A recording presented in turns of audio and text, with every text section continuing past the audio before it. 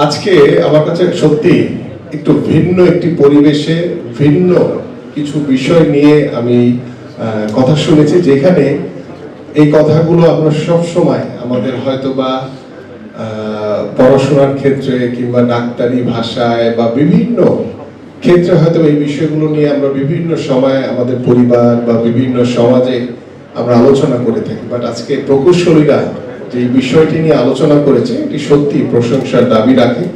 আমি মনে করি আপনাদের মতো সবাই যদি সচেতন হয়ে যেত তাহলে আমাদের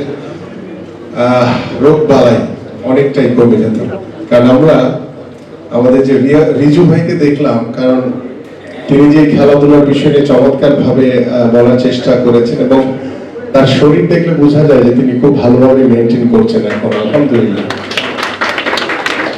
আমরা খেলা ছেড়ে দেওয়ার পরে চেষ্টা করছি,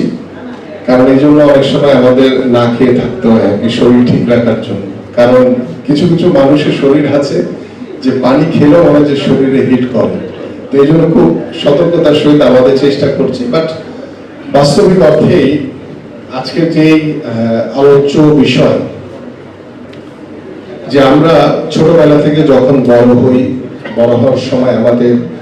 বাবা মারা যে বিষয়টির দিকে খেয়াল করেন, কারণ আমাদের দেশের প্রেক্ষাপটে আমরা গ্রামের বা যারা মধ্যবিত্ত বা নিম্ন মধ্যবিত্ত পরিবার থেকে বেড়ে ওঠে, আমরা ছোটবেলা থেকে কিন্তু ভাতে মাছে বাঙালি। এটা আসলে আমাদের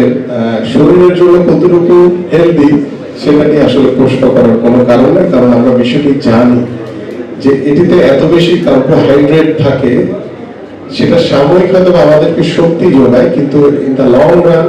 এই কার্বোহাইড্রেট অতিরিক্ত হয়ে গেলে তখন আমাদের অনেক সময় ক্ষতির কারণ হয়ে যায়। তো সেই জায়গা থেকে আমার আমি একজন স্পোর্টসম্যান হিসেবে আমরা যখন খেলেছি তখন আমাদের ফিজিও ছিল, আমাদের ডক্টর ছিল, আমাদের কোচ ছিল, তখন তারা আমাদের যে ফুড হ্যাবিট বা আমাদের সকালের ব্রেকফাস্ট কি হবে, দুপুরের লাঞ্চ কি হবে, আফটার প্র্যাকটিস আমরা কি স্ন্যাক্স নেব কিংবা আমরা ডিনার কখন করবো, এই যে একটি ডিসিপ্লিন লাইফ, সেটা হয়তো বা আমরা অনেক সময় বিভিন্ন যারা ফোর্সে কাজ করেছেন বা ফোর্সে রয়েছেন তারা হয়তো একটি ডিসিপ্লিন লাইফ মেনটেন করে, আমরা যারা ক্রীড়াবিদ তারা হয়তো একটি ডিসিপ্লিন লাইফ মেনটেন করে এসেছি। কিন্তু আমাদের মানে অ্যাজ পার আমাদের যে বাংলাদেশের প্রেক্ষাপটের সাধারণ মানুষ থেকে শুরু করে আমরা এই ডিসিপ্লিন লাইফটি আসলে সবসময় আমরা করে তুলতে পারি না বা গড়ে তুলতে পারি না নিজেদেরকে, যার কারণে দেখা যায় যে আমাদের নির্ধারিত একটি বয়স পার হওয়ার পরে আমাদের বিভিন্ন সময় আমাদের বিভিন্ন রোগে আক্রান্ত হয়ে অনেক সময় অনেক ভয়ঙ্কর কিছু ঘটে যায়। এই বিষয়গুলো শুধু আমি মনে করি যে আজকের যে সেমিনার এটি শুধু আমাদের এই বদ্ধ ঘরে না, আজকে হয়তো আমাদের ইঞ্জিনিয়াররা প্রকৌশলীরা উপকৃত হবে, বাট এটা যদি আমরা এই ধরনের আলোচনা মাছ পিপুলের কাছে যদি পৌঁছে দিতে পারি তাহলে আমার মনে হয় যে এই ধরনের সেমিনারের সত্যিকার অর্থে বাংলাদেশের জন্য একটি সার্থকর হবে বলে আমি বিশ্বাস করি। তো আমি ধন্যবাদ জানাই আমাদের সকল যারা প্রকৌশলী রয়েছেন তাদেরকে, যত চমৎকার একটি বিষয় নিয়ে আমরা আজকের এই সেমিনার করেছেন এবং আমরা এই বয়সেও, কারণ আমি আপনাদের এই ধরনের প্রোগ্রামে আগেও এসেছি, ব্যাডমিন্টন টুর্নামেন্ট থেকে শুরু করে আরো অনেক সময় এসে যখনই রিজু ভাই বলেছেন তখনই উপস্থিত হয়ে গেছি। আমাদের হেলাল ভাই আছেন, আমাদের ইঞ্জিনিয়ার এই যে আমার সামনে বসে আছেন, উনি অনেকবার বলেছিলেন। আমরা আমাদের বর্তমান সরকার, আপনারা জানেন যে দায়িত্ব নেওয়ার পর থেকে আমরা খেলাধুলাকে পেশা হিসেবে প্রতিষ্ঠার লক্ষ্যে ইতিমধ্যে আমাদের কার্যক্রম আমরা শুরু করেছি। কারণ আমরা বিশ্বাস করি প্রত্যেকটি বাবা মাই তার সন্তানকে চায়, যে কথাটি আমি সব জায়গায় বলার চেষ্টা করি,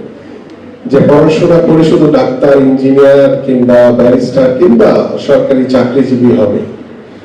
কিন্তু কেউ খেলাও হবে, এই বিষয়টি আসলে কোনো বাবা মাই কখনো চিন্তা করে না।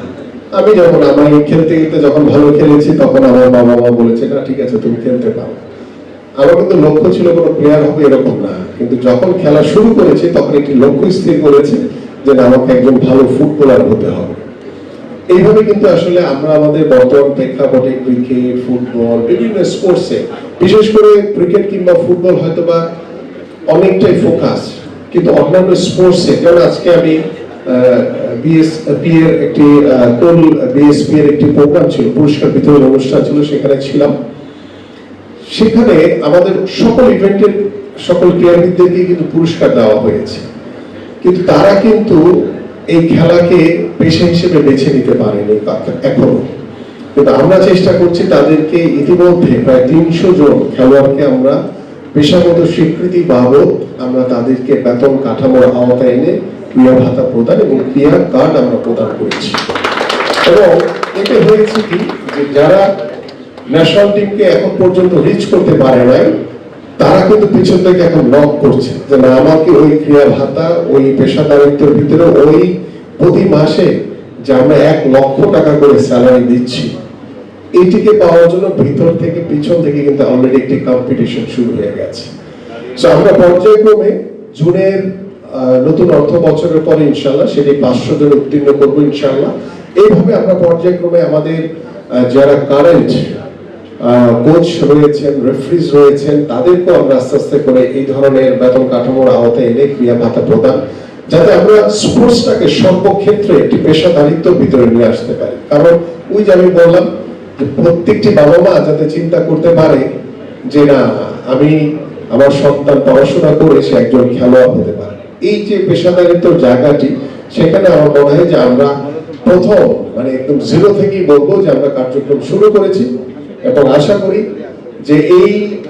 যে কার্যক্রম, এটি আমরা একদম পলিসি মেক করে, নীতিমালা তৈরি করে, যাতে ভবিষ্যতে এটা কখনো যাতে কোনো কারণে কোনো কারো হস্তক্ষেপে যাতে বন্ধ না হয়, আমরা সেইভাবেই জিনিসটা তৈরি করেছি। ইনশাআল্লাহ আশা করছি ভবিষ্যতেও এই ধারাবাহিকতা অব্যাহত থাকবে।